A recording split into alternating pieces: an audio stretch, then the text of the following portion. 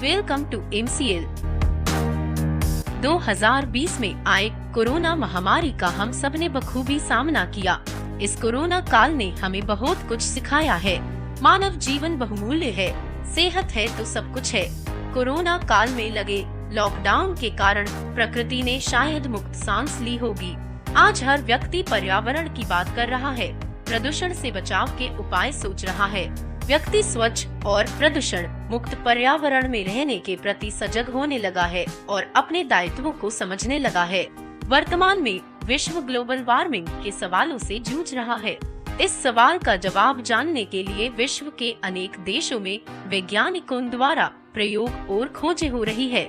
वैज्ञानिकों के अनुसार अगर प्रदूषण फैलने की रफ्तार इसी तरह से बढ़ती रही तो अगले 2 दशकों में धरती का औसत तापमान 0.3 डिग्री सेल्सियस प्रति दशक के दर से बढ़ेगा, जो कि बहुत चिंताजनक है।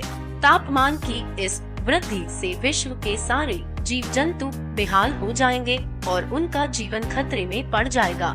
सागर के आसपास रहने वाली आबादी पर इसका सबसे ज्यादा असर पड़ेगा। जलस्तर ऊपर उठने के कारण तट पर बसे ज्यादातर शहर इन्हीं सागरों में समा जाएंगे।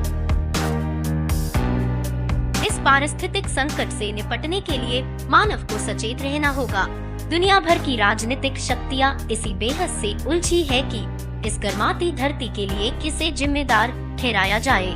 बल्कि सच्चाई तो यह है कि इसके लिए कोई 1 या 2 राष्ट्र जिम्मेदार नहीं है, पर इसके परिणामों को भुगतना तो सभी को है। ग्लोबल वार्मिंग को घटाने के लिए वाहनों में से निकलने वाले धुएं का प्रभाव कम करने के लिए पर्यावरण मानकों का सख्ती से पालन करना होगा। उद्योगों और खासकर रासायनिक इकाइयों से निकलने वाले कचरे को फिर से उपयोग में लाने लायक बनाने की कोशिश करनी होगी। अक्षय ऊर्जा के उपायों पर ध्यान देना होगा। इसी के तहत MCL एक ऐसी छोटी सी पहल है जिससे अगर हम शुरुआत करते हैं तो इस धरती को बचाने के लिए बूंद भर का योगदान जरूर कर सकते हैं।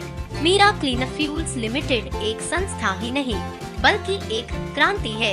यह एक ऐसी क्रांति है जो देश को ऊर्जा के क्षेत्र में आत्मनिर्भर बना दे, पर्यावरण संरक्षण में क्रांतिकारी बदलाव लाए और आम जनता को सशक्त करे।